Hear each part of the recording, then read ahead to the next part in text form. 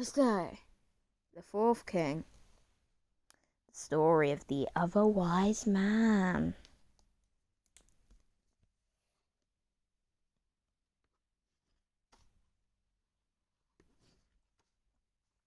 Once upon a time, 3 kings came out of a distant land and followed a star to a little town across the desert. You may know them as the wise men, or the Magi, or as I did by their names, Melchior, Caspar, and Balthazar.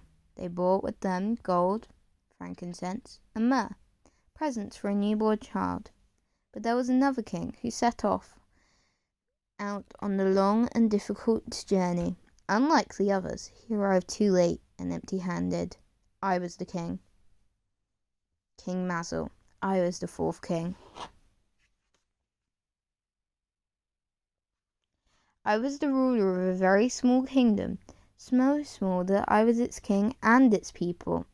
Indeed, if it had not been for my camel Chamberlain, I would have been all alone except for the stars, my distant friends. Like the 3 kings, I was a stargazer. Night after night, I scoured the sky for the sign that would herald the birth of the King of Kings. Night after night, I searched in vain. How long had I watched? 1,000 nights? 10,000? And then, the long-awaited night it happened, the sign appearing after all these years. My heart skipped a beat with joy. In an instant we ran out the door, only to run back in again. After all, a king had been born. We wouldn't show up without a present.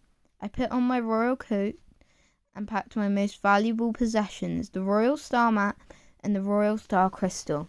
We were on our way. We had to hurry. The 3 kings were waiting at the edge of the great desert, and the 4 of us would continue our journey together. We rode through the night, leaving our home far behind, but I felt safe with the star as my guide. The desert plain drew nearer. I looked forward to seeing my friends, but then the breeze freshened and stung our eyes with dust. The wind hollowed and bellowed, and the sandstorm started. Afraid for our lives, we piled on through wave after wave of sand, hoping to outrun the storm and find shelter, but it seemed hopeless. And then, just as we were ready to drop in the dunes, we staggered out of the storm and into stillness. It was Chamberlain who heard it first, a small cry on the wind. What were we to do, my friends waiting, our journey in such a long journey still ahead of us? What were we to do? We headed back into the storm, and there, in its heart, we found a little nomad girl, sand-stung and frightened, her name blown away by the wind. I wrapped her in my cloak and carried her through the blizzard. We were glad to have found her, and glad too when the family found us.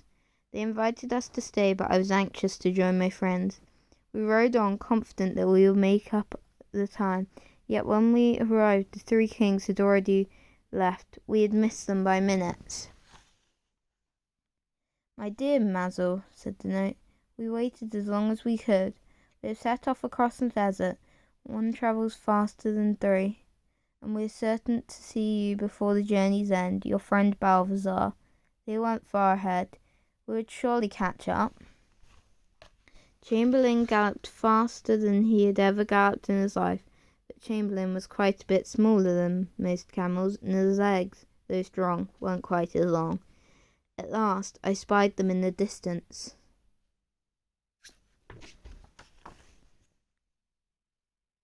Only it wasn't really them. It was a merchant caravan. We weren't the only ones travelling that night. The merchants were lost and without a map. Could I help them, perhaps? But such a long camel train would travel very slowly. What were we to do? My heart sank. We were already late. What will we do? So, we followed my star map. It was quite a detour to their hometown. In slow procession, we led the caravan safely out of the desert. My heart soared. I could still see the star. Perhaps we could meet up with the 3 kings after all. But then a deep gorge cut across our path. There was no way around it. We would have to cross over. The merchants were scared, their camels were scared, I was scared, but Chamberlain was with me, and his courage inspired us all.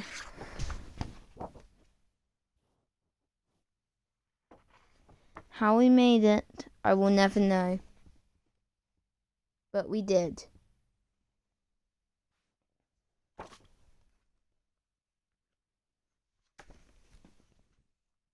At the outskirts of the town, we bade farewell to the merchants, so they wouldn't get lost again. We left the Royal Star Map with the merchants, and then set off. The night was cool and silent, and the star glimmered like a candle in a faraway window. We rode until we were weary, and then stopped in need of rest. It was Chamberlain who heard it first, a tiny tinkling bell in the breeze. We looked around, but there was no one there. What were we to do? The tinkling came again. Small Plant looked up at us, withered and thirsty. I gave it what little water we had left. To our amazement, the plant began to flower, then dropped into my palm, a round little fruit that sounded like a bell. We were astonished, and not a little puzzled. The star was cooling, and I was anxious to join our friends. And so we travelled on, following the star in the mountains. The road grew steep now, the wind grew icy, and the raindrops turned to hailstones.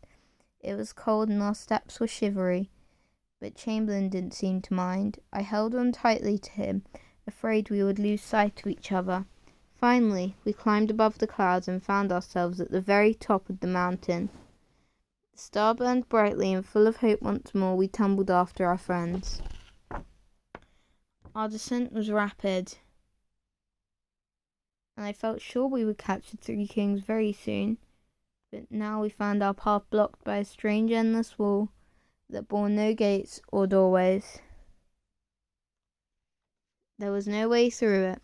We would have to go round it. We hurried as quickly as we could, unsure what was on the other side. We were almost past its boundary when we discovered terrible truth. The wall was being built by small children.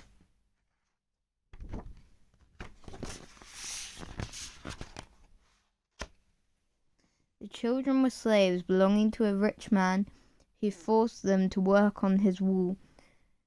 His guards seized us and carried us inside. I commanded the rich man to let the children go, but he just laughed. I offered to give up my last gift for the newborn king in exchange for the children's freedom. The rich man snatched the crystal and said it was ransom enough for my camel and me, that we were free to go. But what were we to do?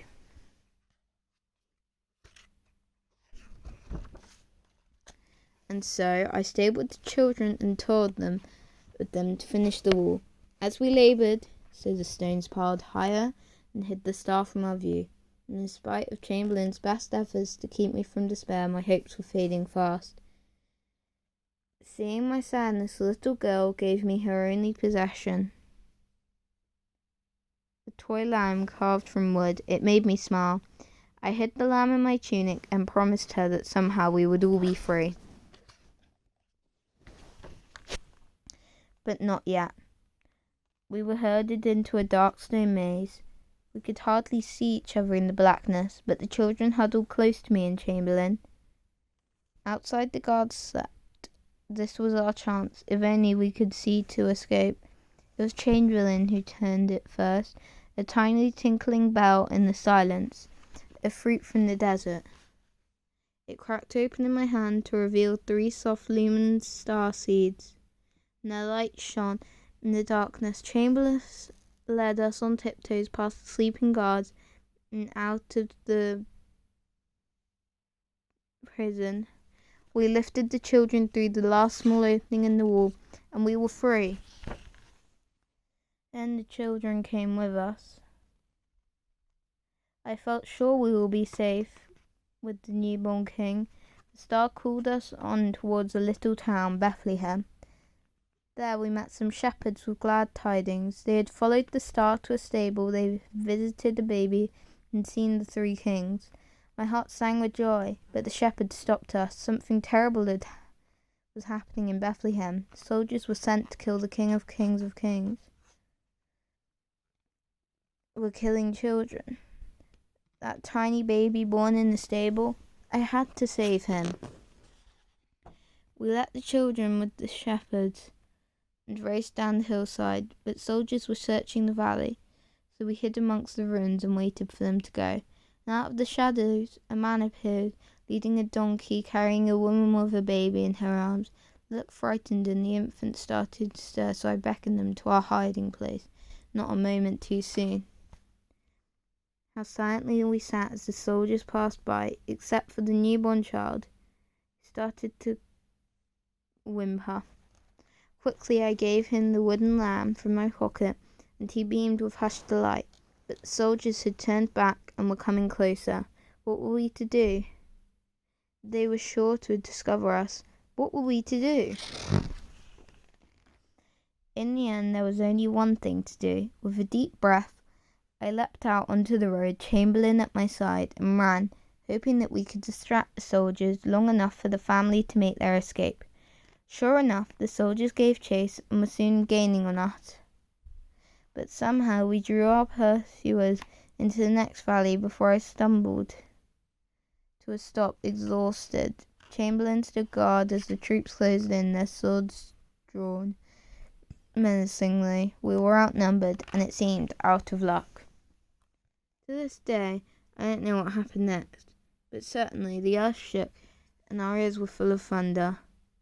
And the soldiers, they were much afraid, and fled in our confusion. I cannot be certain, but I like to think they had been scattered by the trampling of 3 royal camels. Chamberlain and I were alone on the edge of town. The stable that the shepherds had spoken about was up ahead. We ran as fast as we could, but the stable was empty. We were too late. Our journey had been in vain. I fell to my knees and wept. And then in the depths of despair, my most wonderful thing happened. I heard a voice speak softly. King Mazel, you have not come too late. You were always with me. When I was lost, you showed me the way. When I was thirsty, you gave me water. When I was captive, you freed me. When I was in danger, you saved me. You were always there when I needed you, and I will be with you forever.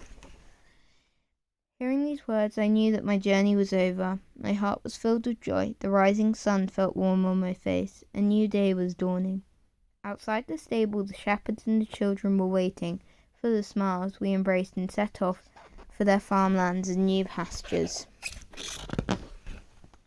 And so, though it hardly matters now, I never did meet the 3 kings. Balthazar, Caspar, and Melchior returned to their kingdoms, but I did not. I am no longer a king. I'm a shepherd, and Chamberlain is a sheep camel. He looks after our sheep, and I look after our flock of children. We are very happy from time to time. We still like to walk in the meadow and watch the night sky. And though the star has long disappeared from its space, it still burns brightly in my heart. Another nice one.